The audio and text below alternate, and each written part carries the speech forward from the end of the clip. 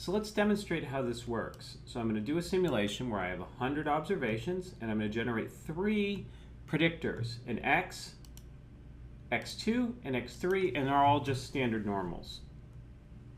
And then my y is going to be an intercept, which I'm just setting to 1, plus x, plus x2, plus x3. So all my coefficients are theoretically 1. So the population model used for simulation, they're all 1. And then I'm going to add some random noise. That's the error term. So let me get my residual for y, having regressed out x2 and x3. And remember, LM by default contains an intercept. So resid takes the residual.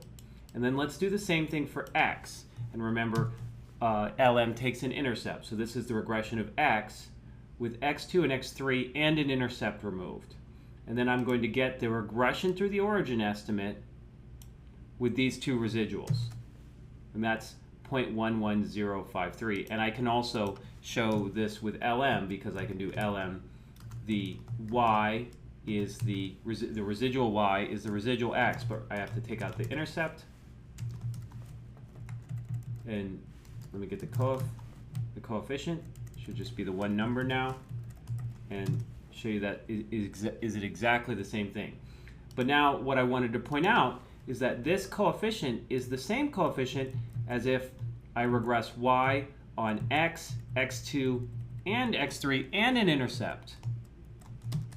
There you go. And you see the x term right here is exactly the same as the regression through the origin estimate with the residuals. So again, that just goes to show you the way we interpret, or the way in which linear models adjust the regression estimate with respect to the other variables. It's sort of like the effect of the other variables has been removed from both the predictor and the response.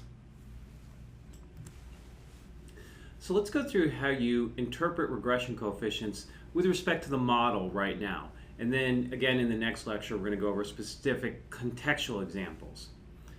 So our regression predictor, given that our collection of covariates take a specific value, x1 to xp, is just the sum of the x's times their coefficients, right? That's our linear model. Well, just think if one of those regression coefficients, let's just take in specific the first one, is incremented by 1, right? So instead of taking the value x1, it takes the value x1 plus 1. Well, then that's just the same equation, but that first one is now x1 plus 1 rather than x1.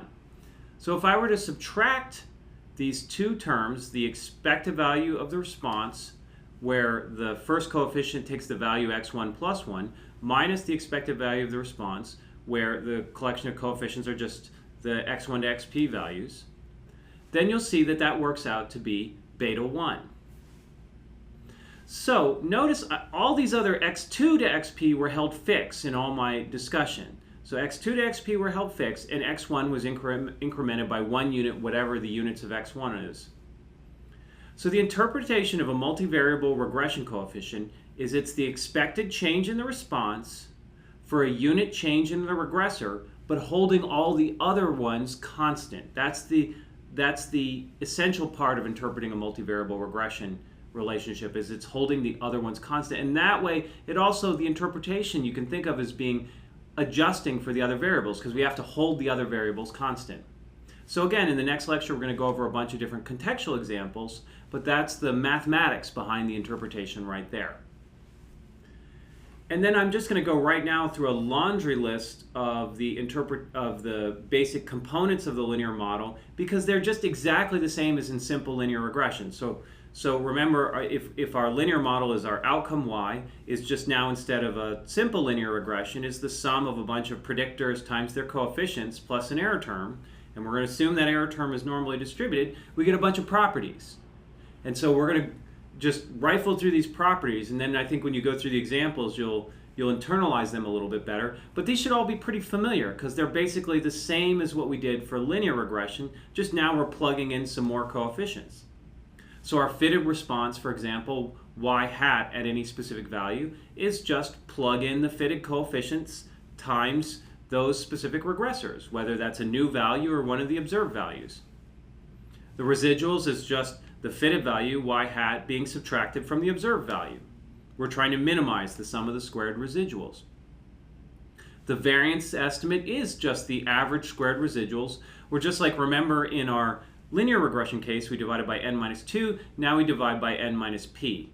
And that's kind of a technical point because if you know n minus p of the residuals, you know the last p of them due to some linear constraints. So that's why we divide by n minus p. We don't really have n residuals, we have n minus p of them. But that's a minor point. You can think of the residual variance estimate is nothing other than the average squared residuals, for the most part, that n minus p part notwithstanding.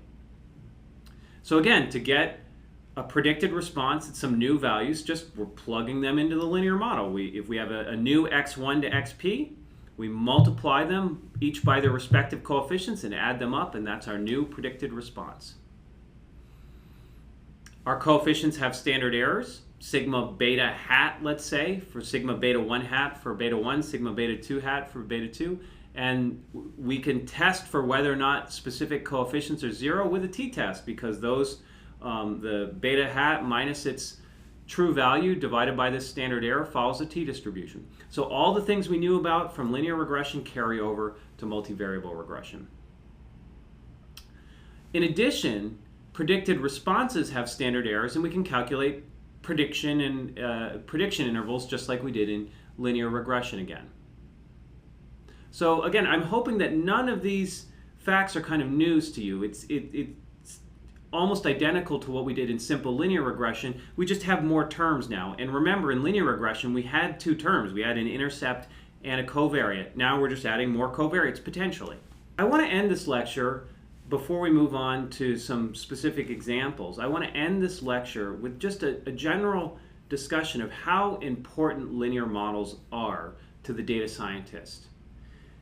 Before you do any machine learning or any complex algorithm, linear models should be your first attempt. They offer parsimonious and well understood, easily described relationships between predictors and response. Now, to be fair, some modern machine learning algorithms can beat some of the things like the imposed linearity. Nonetheless, linear models should always be your starting point. And there's some amazing things you can do with linear models that you may not, just from this first treatment of them from this one lecture, think that would be possible. For example, you can take a time series, like a music sound or something like that, and decompose it into its harmonics. The so-called discrete Fourier transform can be thought of as the fit from a linear model. You can flexibly fit rather complicated functions, and curves and things like that using linear models. You can fit factor variables as predictors. ANOVA is a special case of linear models. ANCOVA is a special case of linear models. You can uncover complex multivariate relationships with the response. And you can build fairly accurate prediction models.